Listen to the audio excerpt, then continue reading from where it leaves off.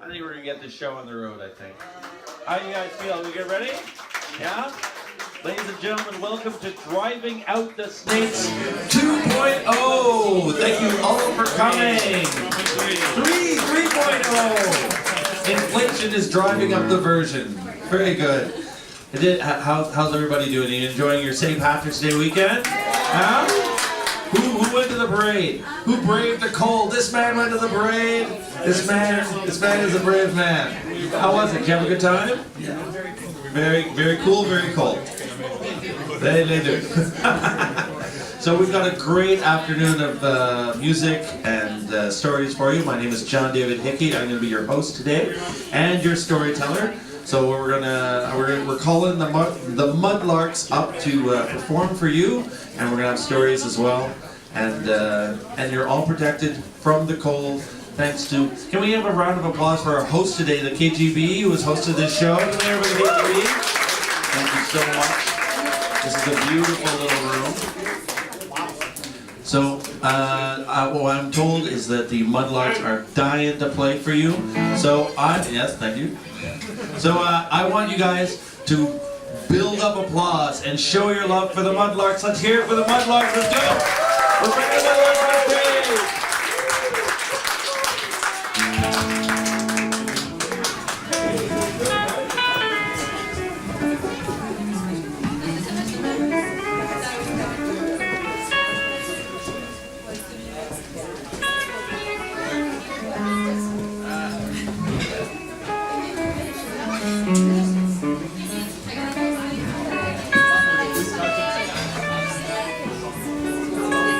Okay, takes strength and courage to drive out the snakes. Just ask St. Patty. So we're going to make your blood run a little faster now. Warm you up, here we go.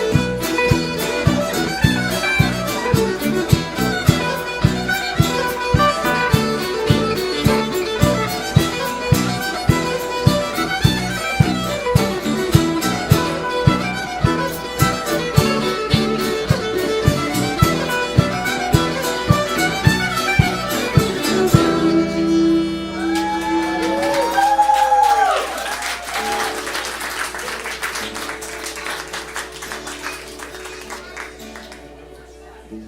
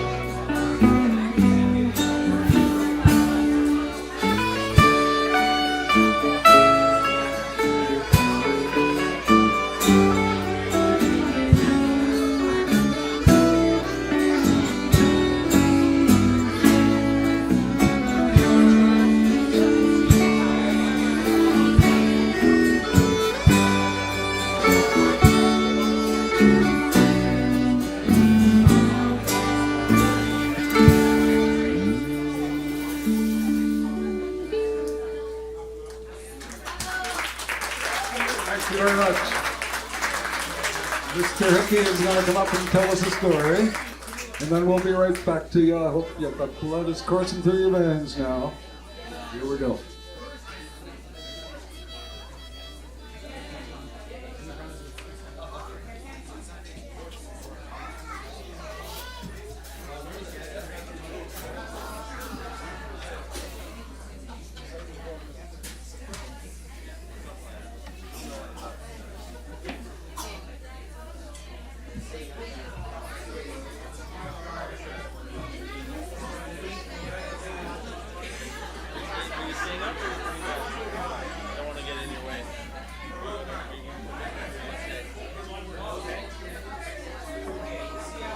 Ladies and gentlemen, what do you think of the Mudlarks?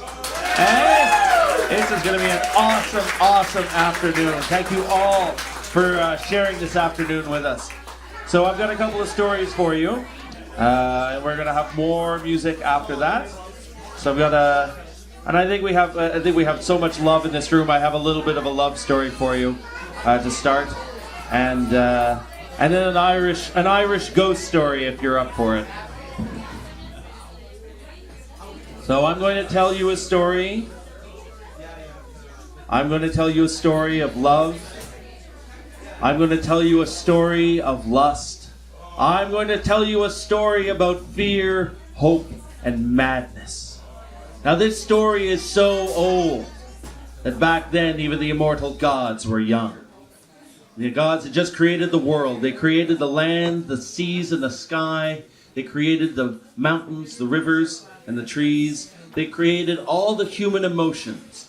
But before the immortal gods created the human beings themselves, they took the world's first union break. So while the gods rested, the emotions were kind of sitting around not knowing what to do with themselves, and boredom cried out. He said, "I'm bored. I've got nothing to do." Wait, said creativity. "I've got a game I've just invented called hide and seek. One of us will count to 100, the other will hide, and the person doing the counting will then seek the others." And everyone got very excited because, well, numbers had just been created, so everyone was anxious to try them out. But who would do the counting? "Oh, I'll count," said Madness. "I'll do the counting." And everyone looked at Madness and he started to count. 1, 11, 79, 35, 42, 100. No, said the other emotions. You have to count all the numbers from 1 to 100 in order. "But I'm Madness," he said. "I can't do it the normal way. I've got to do it my way." So inspiration whispered in Madness's ear, and his eyes brightened up, and he started to count. 1, 100, 2, 99, 3, 98, 4, 97, and so on and so forth. All the emotions went off to hide, and finally Madness got to the end of his count. 49, 51, 50, ready or not, here I come. And immediately he tripped over Apathy, who didn't even get up from his spot. And he fell down a hole, and at the bottom of that hole he found Fear cowering there. He crawled out of the hole and he looked up and he spotted Hope hiding in a puffy white cloud. And that's when he noticed Indecision, who was hiding behind a tree. But then he went to hide behind a rock. But no, wait, the tree was better. He went back to the tree. No, wait, the rock was better. He went back to the rock. So, of course, he got spotted. And that's when he noticed this large pile of hay in between the rock and the tree. And it was vibrating for some unknown reason. And there he uncovered the hay, and there he found Lust hiding there. And so on and so forth. He found all the other emotions, but he could not figure out where Love was hiding. Because Love thought it would be very romantic if she hid herself inside of a rose bush. But of course, Madness didn't know that. And he was getting so frustrated. He was walking around, stomping his feet with his hands in the air. Where is Love hiding? I've searched everywhere on the earth, because back then the earth was smaller. It didn't take as much time. The other emotions were laughing at him, and he was getting so angry. And when he walked past the rose bush, without thinking, in his rage, Madness took his two hands and he thrust them inside very suddenly. And there was a horrible scream. And out stepped Love. She had her hands over her eyes, and blood was oozing between her fingers. And when she lowered her hands, everyone could see that she had been blinded by the thorns in that bush. Madness felt horrible. He fell to his knees before her and he said, "I'm so sorry." He said, "It was an accident. I didn't know you were in there. Please, tell me how I can make this up to you." And Love said, "Now that you've taken my sight, you will have to be my eyes from now until all eternity." So from that day to this day and all the days in between, Love is blind, but she is guided by madness.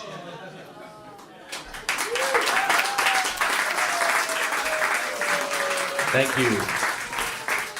All right, as promised, here's your Irish ghost story, and then we're going to have more mudlarks coming up to perform for you this afternoon. So this is a story called "The Man with No Story." It's still sounding a little tinny. Does it sound like I'm talking in a jar? No? It sounds all right? Okay, all right. You know, artists, we're always really hard on ourselves. So,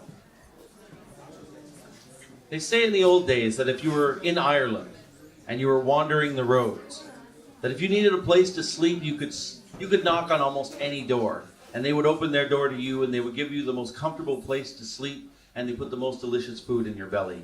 And I'm told that that's still the case today. So once upon a time, there was a young traveler who was walking the roads of Ireland when he found himself between two towns after dark.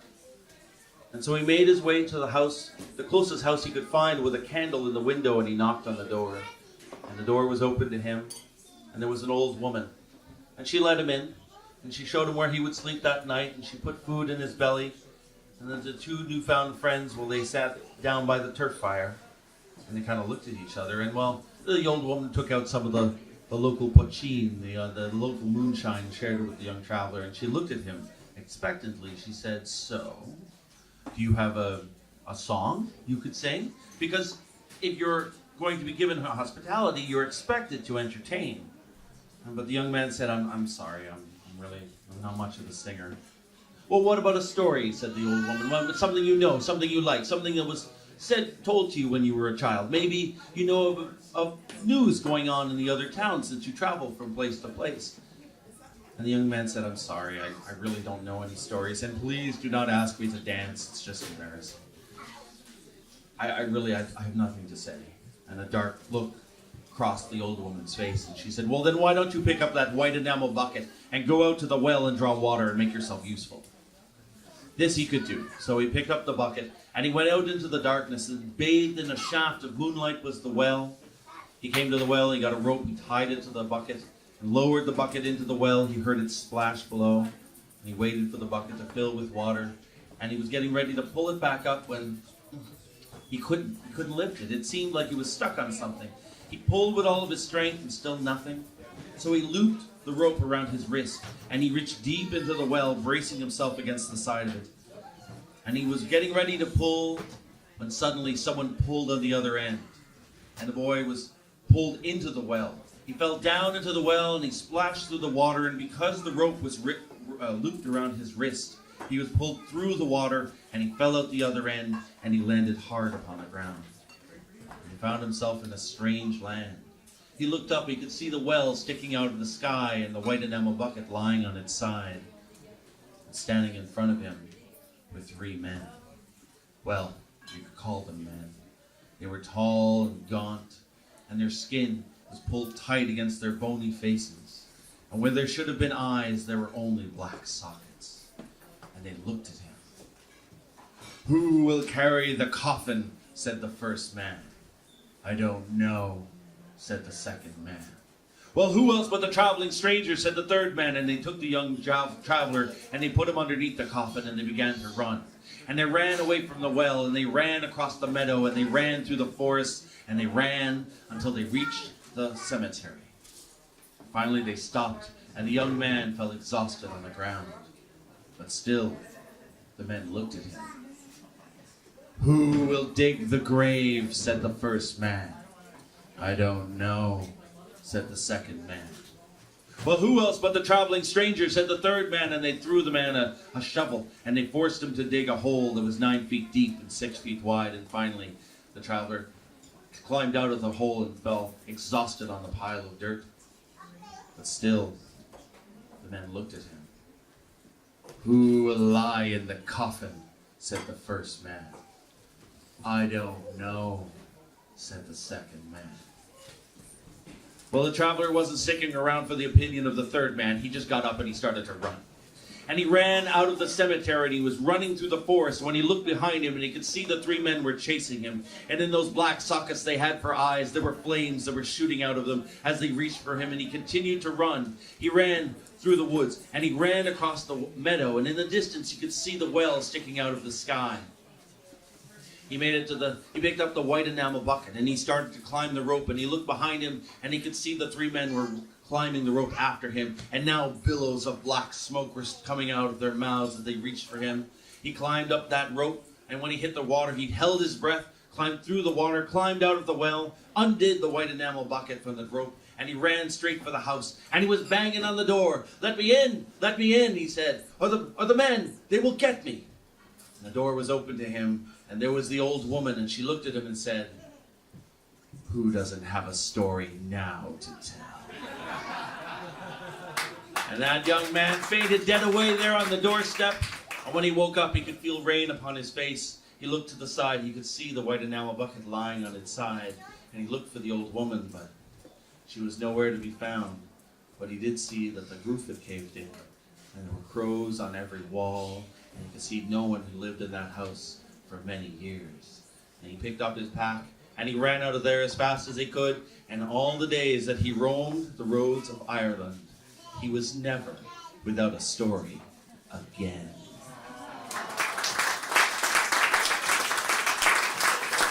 Thank you very much. We got more stories and more music. I would like to call to the stage the Mudlarks, and I need you to show your love. Show your love to the Mudlarks. We are going to have a great afternoon, and you're the crowd that's going to make it wonderful for us. So we'll see you with some more stories. But in the meantime, lovely music from the Mudlarks.